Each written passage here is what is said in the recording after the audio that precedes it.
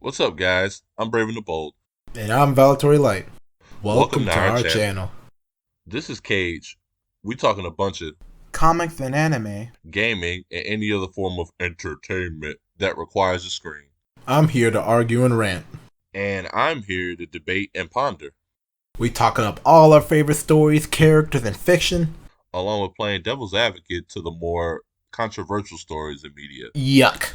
Hope Hope you you enjoy the the video. Leave a like, a comment on what you think of the video's topic, and share it with your friends. Also, subscribe to the channel if you like the content. Do you like going on extended rants about your favorite or not so favorite pieces of fictional media? Well, if you don't, you should probably leave. But But if you do, then that's what this channel and what this series is for. this series is called Honest View. Each episode will be dedicated to myself and Valatory Light going over our honest opinion on different subjects within whatever piece of fiction we got in the title card. Today's first installment is dedicated to the tragic backstory and relationship of Batman and the Joker. In the comic, Batman, the Killing Joke.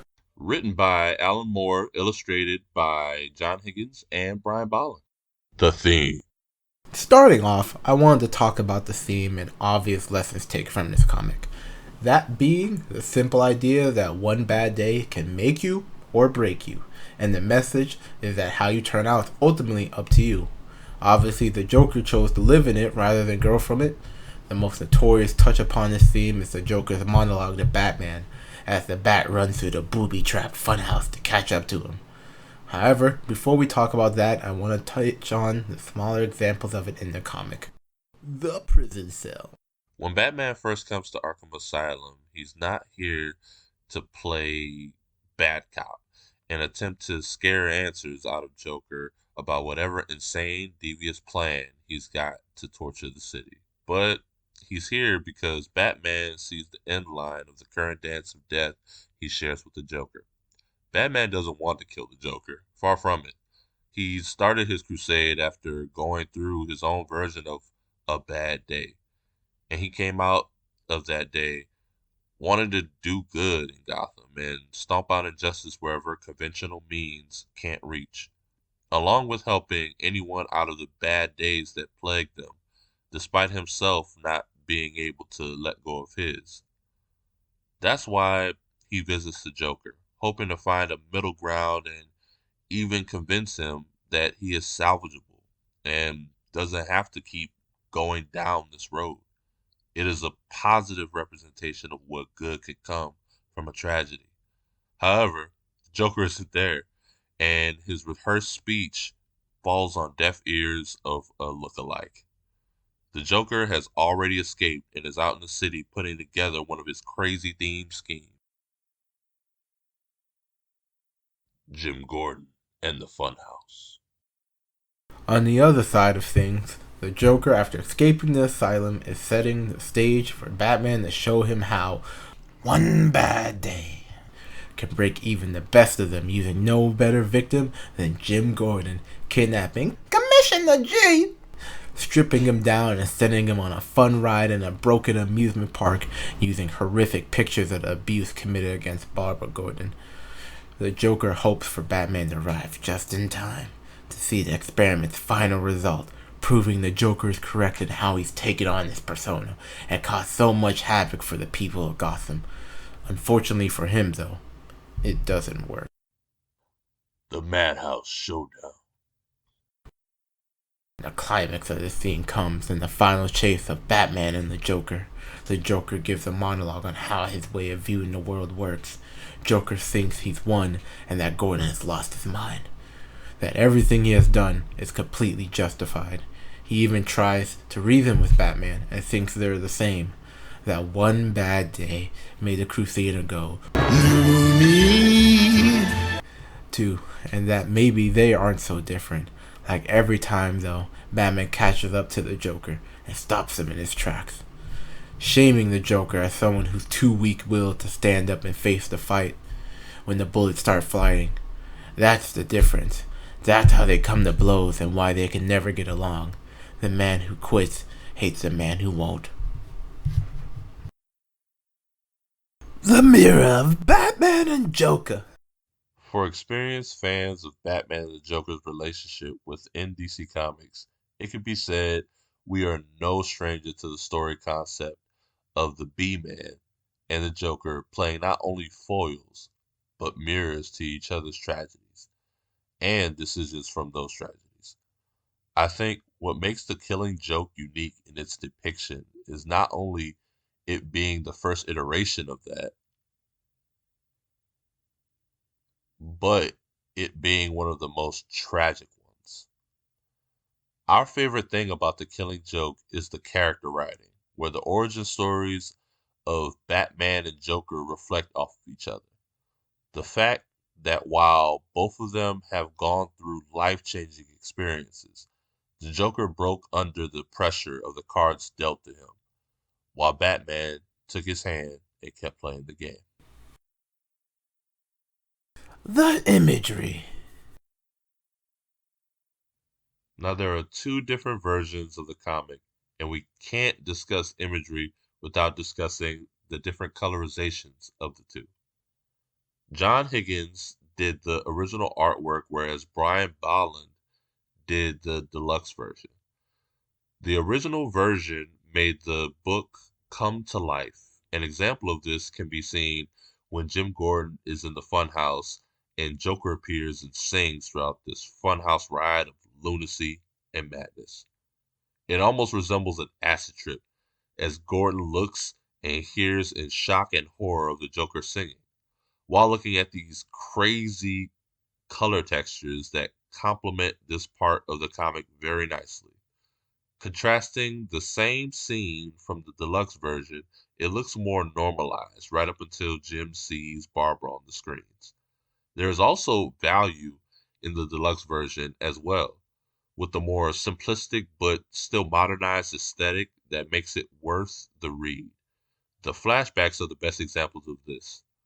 The pivotal scene in the flashback is where the original works the strongest because the illumination of the scene with his purple gloves and detailed yellow eyes. The transformation of the Joker is visually impressive and evokes his laughter in your mind as an actual auditory sound, despite being just a picture on a page. The joke. To start off, I wanted to say that on my very first reading of The Killing Joke, the final joke in regards to the two men in an asylum said unto Batman honestly didn't make any sense to me. At the time, I didn't fully appreciate the deeper philosophical subtext, so I always thought it was just another awful joke by the Joker.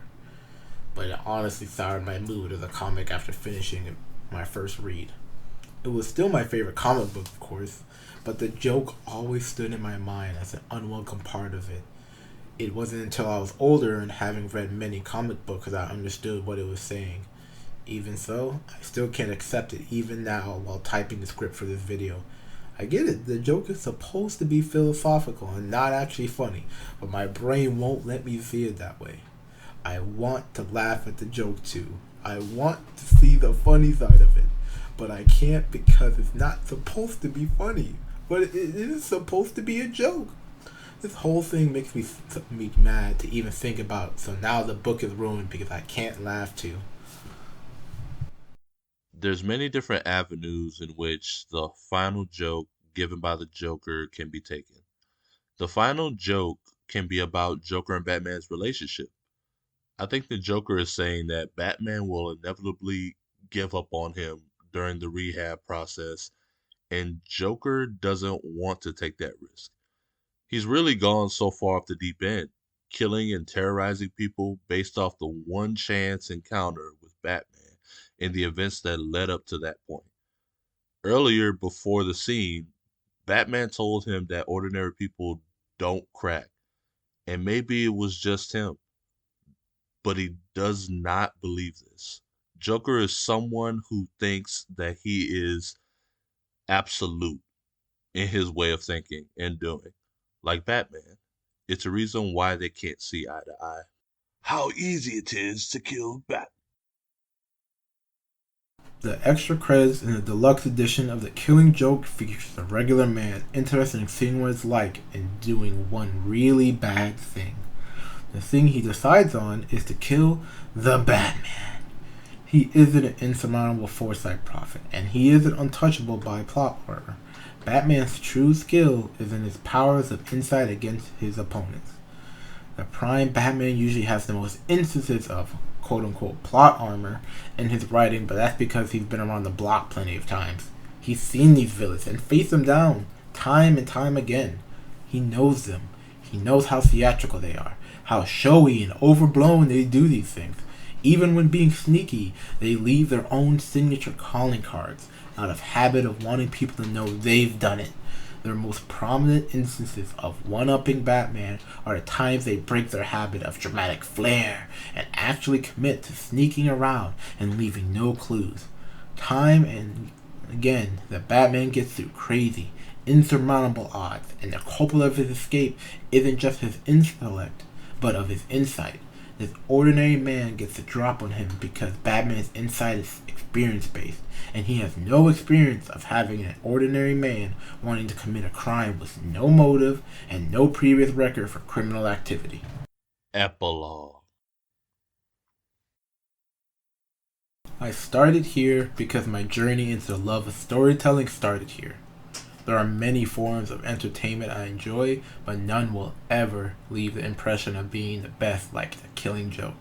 To me, this is the peak of storytelling, and for all future coverage of any media, I'll be climbing down the mountain when she comes.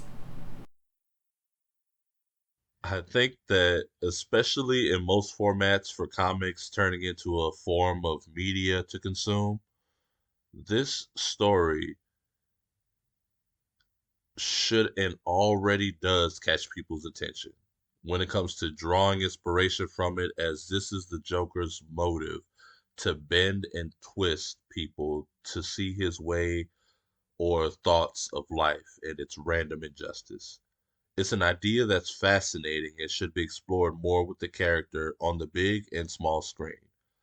But again, I say inspiration, not adaptation.